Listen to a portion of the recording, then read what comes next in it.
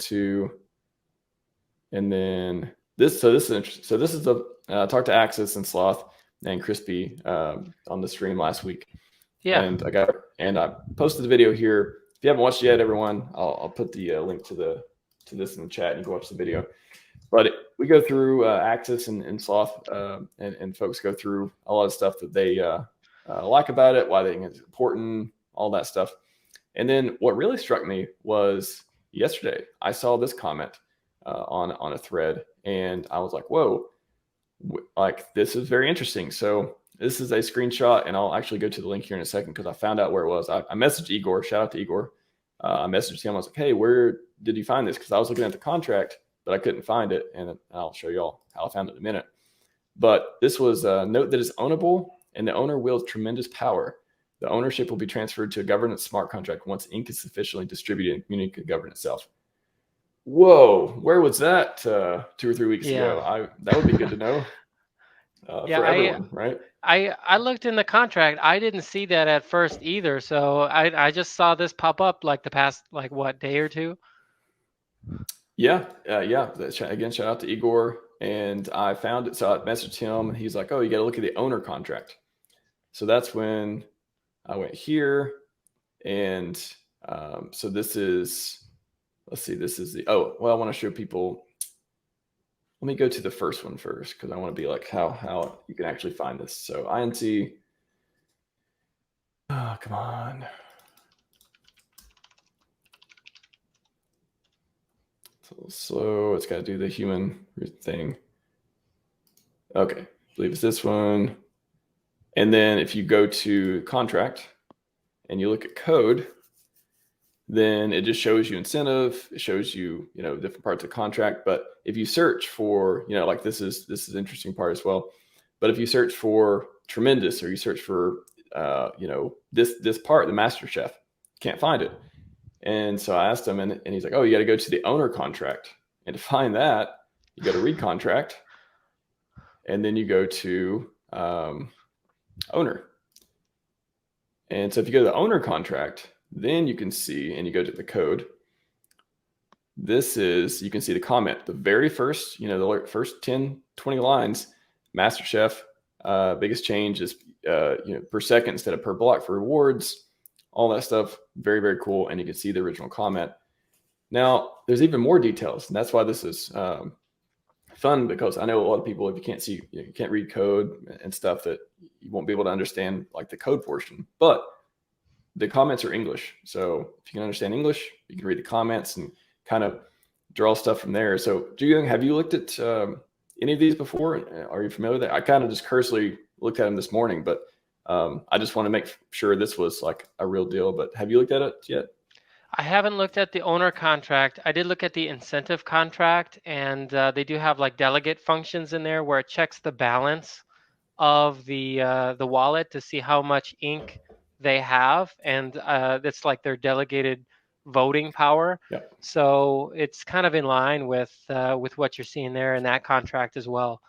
So that kind of got me excited and a little bit bullish as well on ink. I was a little bit worried there, I'm not going to lie, because it was like the ratio was kind of going down, but I think it really provided a good buying opportunity. So I've been mostly converting my ink rewards into like PulseX, and just like growing my bag slowly until I'm comfortable with it. But I think with the revelations from this contract, I might actually consider holding on to my ink rather than swapping out for something else at this point.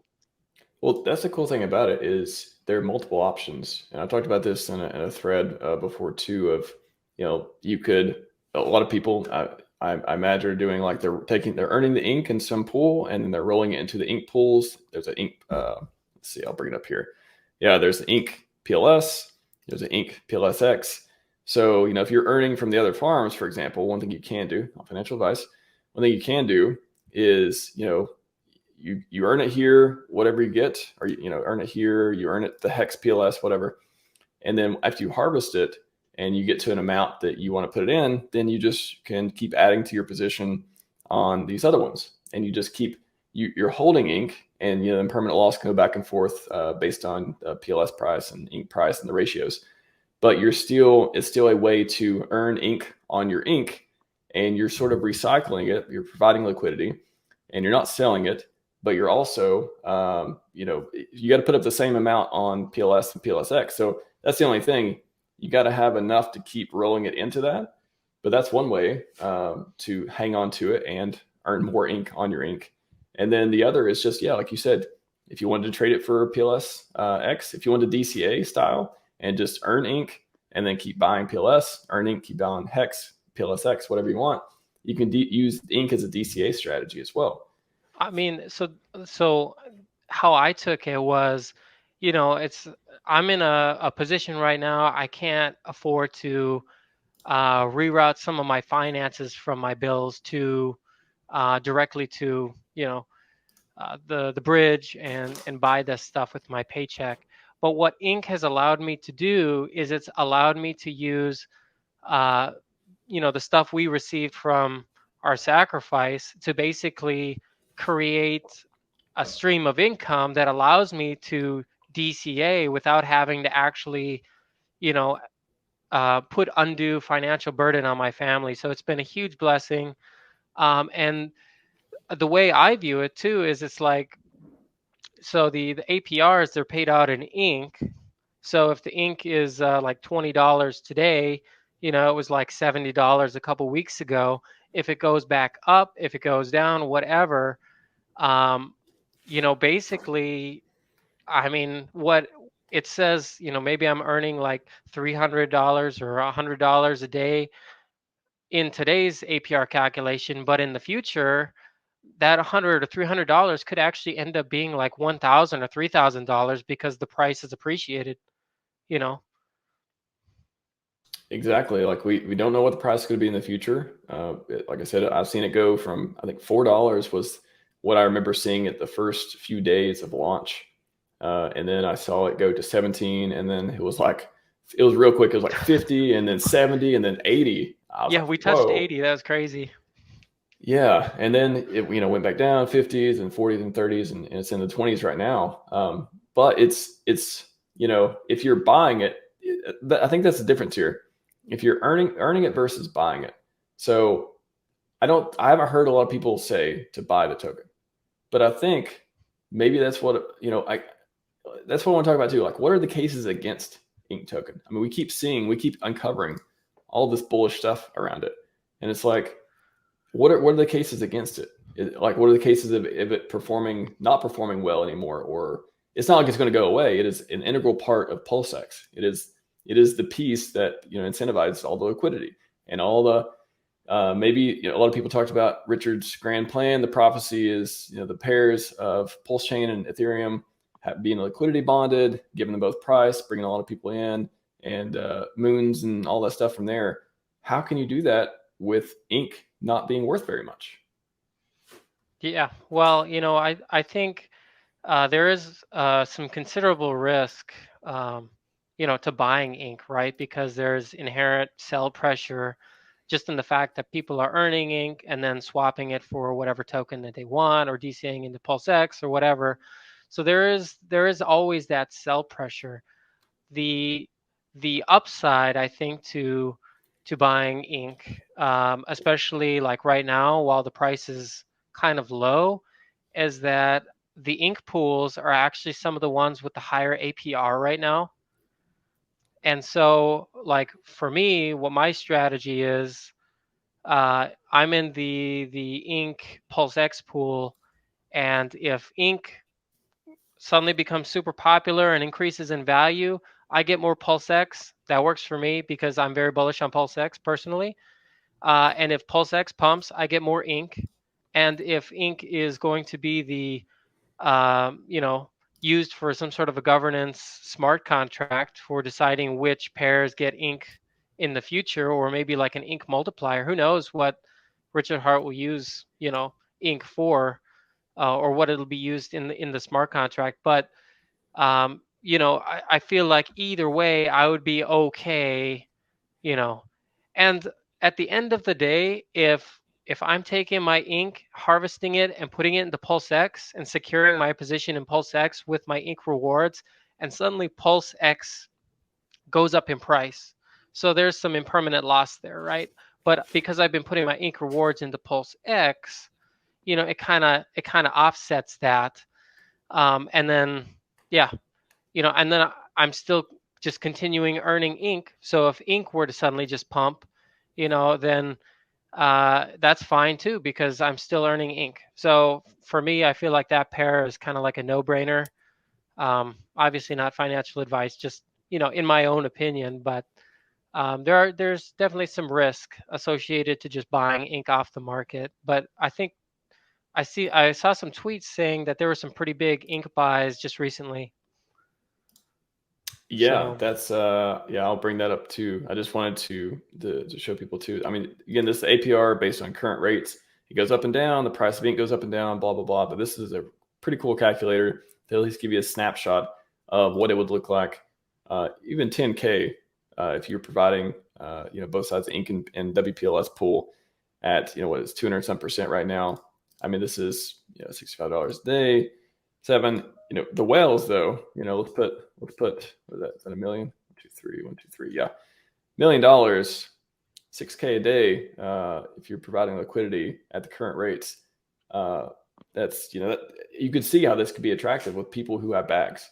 That's why I think a lot of people who don't have the bags to provide the liquidity, maybe they're not even incentivized to understand it, because they're not going to participate, right? So like it's easy to come up with arguments of why a coin is, you're to not support a coin if you're not going to participate or otherwise. So I've heard a lot of people say, talk about it as they're not participating or they don't like it one way or another.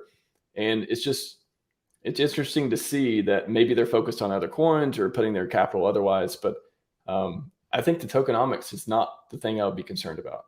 It doesn't concern me. And statements like this is like, whoa, like I need to start looking at the code of these contracts more often to define these gems, because that seems to be a signal of future things that the incentive token could be used for. And we talked about Tetra. Well, I've heard about Tetra staking ink and on all kinds of things they're going to do too. So there's a lot of reasons for me to be bullish on ink. And like you said here, increasing your bags, being able to get liquidity just by farming and stuff like that's pretty cool. I think that solves a problem for a lot of people too. Yeah, I mean, like I said, for me, the problem is I've got a bunch of financial things that I'm dedicated to, and bills and things like that I'm tied up in. Inc. has essentially provided a way for me to DCA without having to sacrifice my family's current, living situation, or sacrifice bills or this and that. So for me, Inc. is like a godsend. It's been absolutely amazing. And in 25 days, I calculated. I didn't even start doing LP when the launch first happened. It took me like maybe a week. So it's been 25 days since launch, and the results have just been incredible for me. I think that it was my biggest surprise on launch too. Like I think the APR, the Genesis validators burning the first 4,096 validators burning their fees was a surprise. Like that was cool. But once I saw the farms and I really got into it, understood it, whoa, this is a place where people are putting capital, making high APR. It's been working on a month now, and there's still farms with hundreds of percent APR going on. So I don't know how long it's going to last. It could go way down. Again, I'm not making any like big financial decisions around any of this, or I'm not trusting these numbers to stay there. I'm not trusting the ink price to not go down another 50%. Totally could. Anything is possible. I just think there's enough incentives to make people participate, and enough whales who, again, if they want to have voting power later on, or they want to just keep compounding it and DCA into the other coins. I'm struggling to find ways that again, if you have enough capital and you're okay with all the risks, again, know all that stuff ahead of time. I'm struggling to find reasons for me not to participate myself, at least. Yeah, like so I mean, of course, with impermanent loss, the importance is like, is the price ratio between the two when you got into the liquidity providing, is it changed a lot? And with the pairs that are currently on the farms, the majority of them, they're highly bonded. It looks like, if you look at the chart, all of the patterns, all the charting looks very, very similar. So it's like when the ecosystem goes up, it's like everything kind of moves in step. There is some variation in the ratio, but it hasn't been huge, at least from what I've experienced. So that at least makes me feel comfortable, a little bit more comfortable. I've got, at first I was like, I'll try a little bit, see what happens. And then each day I'm like, whoa. Like again, for me, no, not financial advice for anyone out there, but for me, it was extremely attractive, and I don't see a lot of downside. I think I've wrapped my head around impermanent loss enough to feel comfortable participating. And that's why I think it's so interesting.